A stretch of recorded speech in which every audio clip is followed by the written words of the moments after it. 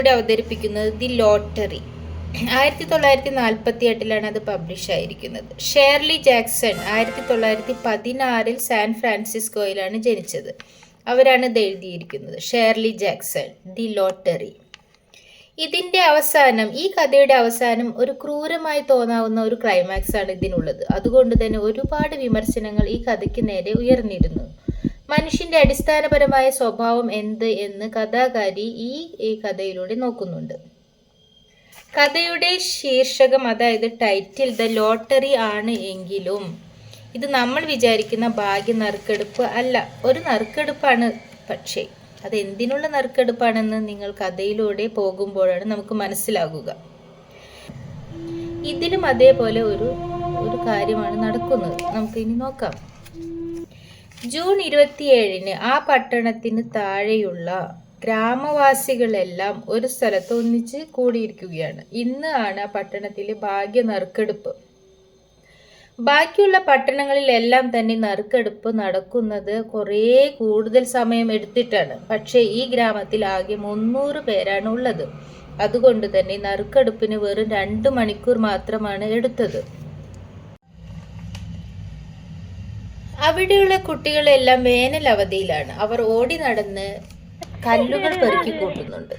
അവർ കല്ലുകൾ പെറുക്കി കൂട്ടുന്ന അതേ സമയത്ത് നടന്നത് അവിടെയുള്ള പുരുഷന്മാരെല്ലാവരും അവിടെ എത്തിച്ചേർന്നിരിക്കുന്നു. അതിനുശേഷം അവിടേക്ക് സ്ത്രീകളും എത്തിച്ചേർന്നു. ഓരോ കുടുംബവും ഓരോ കൂട്ടമായി അവിടെ കൂടി നിൽക്കുകയാണ്. അങ്ങനെ ഒരുപാട് കുടുംബങ്ങൾ, സ്ത്രീകളും പുരുഷന്മാരും ഒക്കെ ഒരുമിച്ച് ചേർന്ന് നിൽക്കുന്നു. മിസ്റ്റർ സമ്മേഴ്സ് ആണ് നറുക്കെടുപ്പിന്റെ മേധാവി. അദ്ദേഹം ആ ഗ്രാമത്തിനു വേണ്ടി ഒരുപാട് കാര്യങ്ങൾ ചെയ്യാൻ സമയം കണ്ടെത്തുന്ന ഒരാളാണ്. ഒരു കറുത്ത പെട്ടിയുമായി മിസ്റ്റർ സമ്മേഴ്സ് വന്നെത്തി. തൊട്ടു പിന്നാലെ അവിടെയുള്ള പോസ്റ്റ് മാസ്റ്ററായ മിസ്റ്റർ ഗ്രേവ്സും എത്തിച്ചേരുന്നു.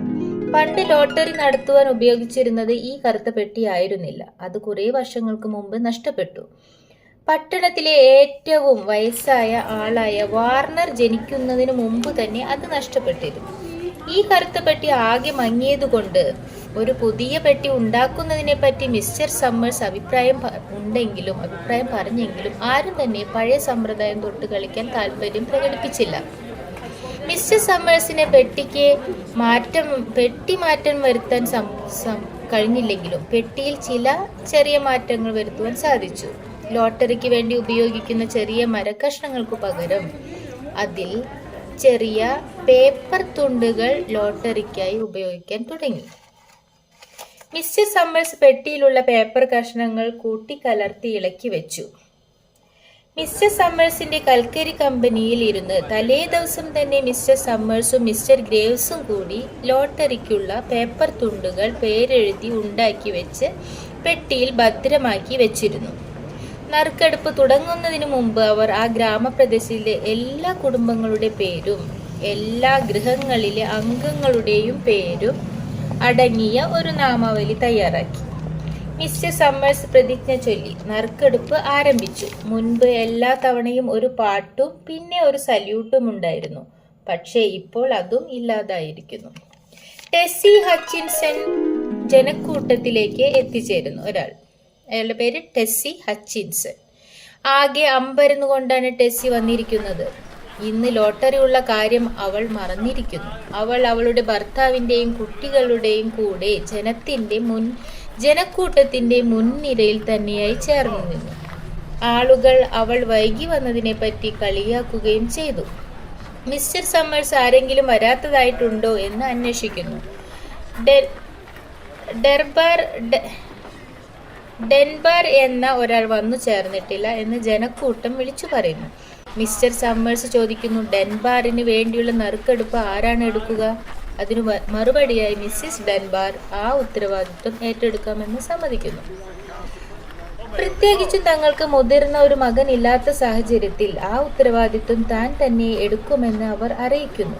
വാട്സൺ ബോയ്സ് നറുക്കെടുപ്പ് എടുക്കില്ലേ എന്ന് മിസ്റ്റർ സമ്മേഴ്സ് ചോദിക്കുന്നു. എടുക്കാമെന്ന് അയാൾ അറിയിക്കുന്നു. മുതിർന്ന പൗരനായ വാർണർ അവിടെ ഉണ്ടെന്ന് മിസ്റ്റർ സമ്മേഴ്സ് ഉറപ്പുവരുത്തുന്നു. നറുക്കെടുപ്പിന്റെ നിയമങ്ങളെക്കുറിച്ച് മിസ്റ്റർ സമ്മേഴ്സ് എല്ലാവരെയും ഓർമ്മിപ്പിക്കുന്നു. മിസ്റ്റർ സമ്മേഴ്സ് പേര് വിളിക്കുമ്പോൾ പേര് വിളിക്കുന്ന കുടുംബത്തിന്റെ നാഥൻ വന്ന് ഒരു പേപ്പർ പെട്ടിയിൽ നിന്ന് എടുക്കണം. എല്ലാവരും എടുത്തു കഴിയുന്നത് വരെ ആരും തന്നെ പേപ്പർ കഷ്ണം തുറന്ന് വായിക്കരുത്.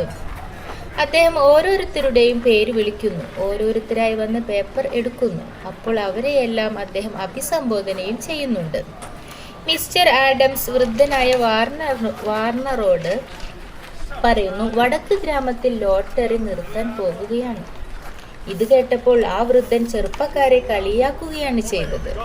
ലോട്ടറി നിർത്തിയാൽ അതിന്റെ അനന്തരഫലമായി ഗുഹകളിലേക്ക് താമസം മാറ്റേണ്ടി വന്നേക്കാം. മിസ്റ്റർ ആഡംസ് വീണ്ടും പറയുന്നു, മറ്റെല്ലാ ഗ്രാമങ്ങളിലും ലോട്ടറി നിർത്തിയിരിക്കുന്നു. വൃദ്ധൻ പറയുന്നു, അങ്ങനെ പല കഷ്ടതകളും നമ്മൾ അനുഭവിക്കേണ്ടി വരും. മിസ്റ്റർ സമ്മേഴ്സ് നറുക്കെടുപ്പ് മുഴുവനും ചെയ്തു തീർക്കും. അതിനുശേഷം ഇവരിങ്ങനെ വർത്തമാനം പറയും. അതിൻ്റെ ഇടയിൽ മിസ്റ്റർ സമ്മേഴ്സ് നറുക്കെടുപ്പ് മുഴുവനും ചെയ്തു തീർക്കുന്നു. എല്ലാവരും അവരവരുടെ പേപ്പർ തുറക്കുന്നു.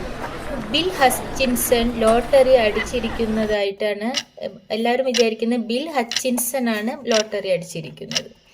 ടെസ്സി വാദിക്കുന്നു ബില്ലിന് പേപ്പർ എടുക്കാൻ വേണ്ടത്ര സമയം ലഭിച്ചില്ല എന്ന്. സമ്മേഴ്സ് ചോദിക്കുന്നു, ഹച്ചിൻസൺ ഫാമിലിയിലെ വേറെ വല്ല കുടുംബാംഗങ്ങളും ഉണ്ടോ എന്ന്.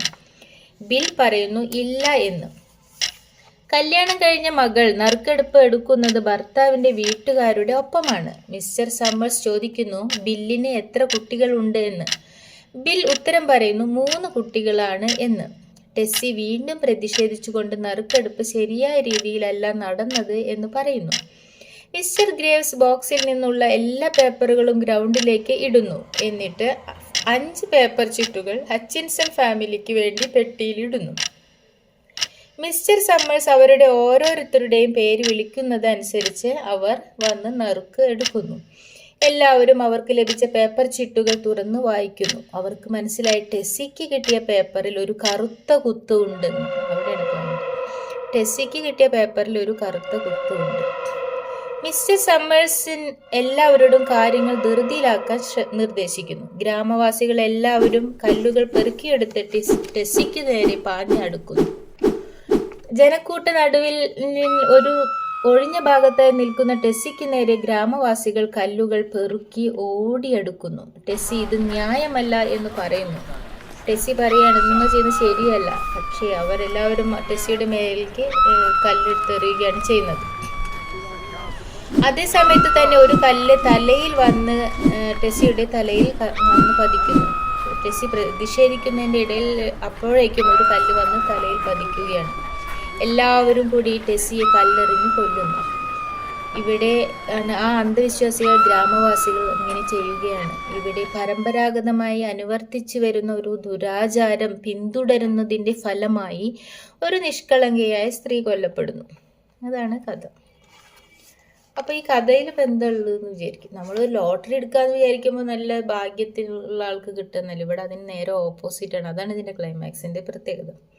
നമ്മുടെ സമൂഹത്തിൽ പണ്ട് പലതരത്തിലുള്ള ദുരാചാരങ്ങളും നിലനിന്നിരുന്നു. ഉദാഹരണമായി ബാലബലി, സതി, അയിത്തം എന്നിങ്ങനെ പലതും.